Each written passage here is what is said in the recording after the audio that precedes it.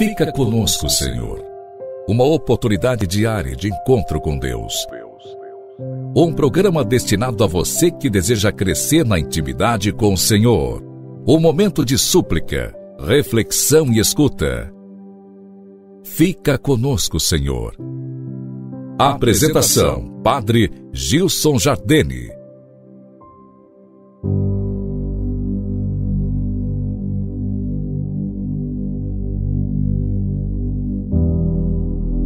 Louvado seja nosso Senhor Jesus Cristo, para sempre seja louvado. Nessa terça-feira, dia 6 de setembro, mês da Bíblia, nos encontramos, querido amigo, ouvinte, nesses minutos que a providência de Deus nos reserva. Queremos meditar, seguir nossa meditação acerca da Sagrada Escritura e do lugar que ela tem em nossas vidas. Hoje vamos meditar sobre a escrita bíblica.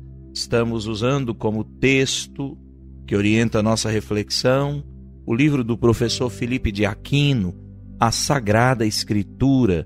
É o segundo volume da coleção Escola da Fé. Os livros da Bíblia foram escritos em 3 línguas muito antigas.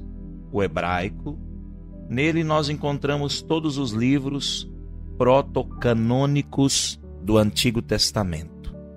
Nessa língua, nós encontramos os livros protocanônicos do Antigo Testamento.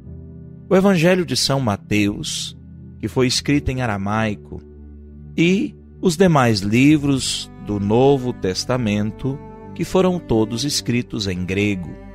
O hebraico era escrito sem vogais até o século VII depois de Cristo. Somente nos séculos 7 até o 10º depois de Cristo, os rabinos judeus fizeram a vocalização do texto hebraico, introduzindo as vogais. É o texto massorético que nós chamamos. O leitor coloca mentalmente as vogais entre as consoantes, o que podia gerar dúvidas. Por exemplo, a palavra a podia significar irmão, primo ou parente. O hebraico não tinha superlativo e não separava as palavras. O aramaico era parecido com o hebraico, falado pelos arameus, comerciantes na Mesopotâmia, adotado pelos judeus desde o século V a.C.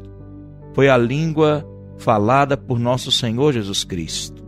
O hebraico, aos poucos, ficou apenas sendo usado no culto divino. O grego era a língua de um povo culto, era falada em todo o Império Romano e foi muito usada pelos escritores judeus, uma vez que esse povo se espalhou por todo o Império. Os escritos antigos não dividiam o texto sagrado em capítulos e versículos. Quem fez isso foram os cristãos, que o fizeram para utilizar as citações e para a Sagrada Liturgia. E aí nós temos a referência de Eusébio de Cesareia, do ano 340, que dividiu os evangelhos em 1162 capítulos. Na Idade Média, o arcebispo Estevão de Cantuária, em 1228, distribuiu o texto latino do Antigo e do Novo Testamento em capítulos. Essa divisão foi introduzida no texto hebraico e no texto grego, na tradução dos 70 e do Novo Testamento, que está em uso até hoje. A divisão dos capítulos e dos versículos, como temos hoje, é do século XVI. Assim, diante dessa realidade, parece até que a nossa reflexão fica muito reservada àquilo que é teórico, aos fatos, mas é necessário ter clareza de tudo isso para considerar como a Sagrada Escritura chegou até nós. A Bíblia não é um livro que caiu do céu organizado, não é? E que já veio com capa dura ou com capa de couro e com gravadas as letras, não é? Sagrada Escritura, Bíblia Sagrada. Não. A Bíblia, como eu disse em uma outra reflexão, Ela é a história de Deus com o seu povo. É preciso considerá-la no seu aspecto humano e divino, e é preciso considerar também quais foram os fatos presentes na redação de cada parte da Sagrada Escritura. Por isso, os textos da Bíblia foram escritos em material frágil, em pergaminho ou papiro. Os originais se perderam ou não se conservaram, mas temos as cópias dos originais. Com a descoberta dos manuscritos de 1947 em Israel, às margens do Mar Morto, que datam do século I a.C. e I depois de Cristo, foi possível recuar 1000 anos na tradição manuscrita antes de 1947. Nós não possuímos cópias dos textos hebraicos do Antigo Testamento anteriores ao século IX e X depois de Cristo. Tínhamos apenas os manuscritos da Idade Média e viu-se que a identidade com os documentos descobertos, o que quer dizer que os textos foram transmitidos fielmente através dos séculos. Isso se deu porque os judeus guardavam de maneira zelosa a sua literatura religiosa e não permitiram que ela se deteriorasse. Olha que beleza! Diante dessa realidade, faço a reflexão. Nós devemos as Sagradas Escrituras ao zelo dos judeus e dos cristãos católicos.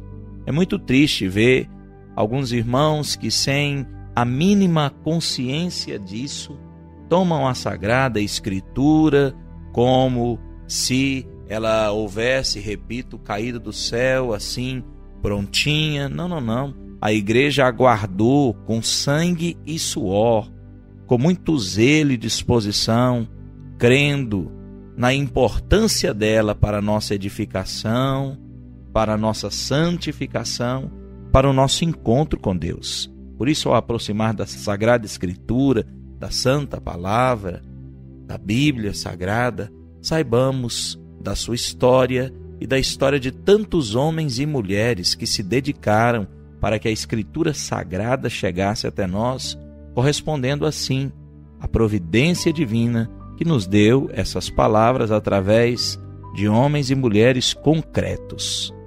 Quero rezar contigo, pedindo a graça de nos aproximarmos sempre mais dessa Escritura Sagrada.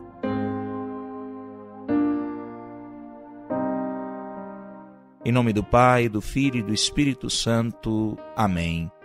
Senhor Jesus Cristo, Filho do Deus vivo, cuja palavra santifica todas as coisas, dai-nos a graça de aproximar com disposição e abertura de coração e de mente do livro divino, para assim encontrarmos ali, nas Escrituras Sagradas, o Senhor que vem ao nosso encontro e que nos quer falar ao coração. O Senhor nos abençoe e nos guarde, em nome do Pai, do Filho e do Espírito Santo. Amém. Um forte abraço e até amanhã com a graça de Deus.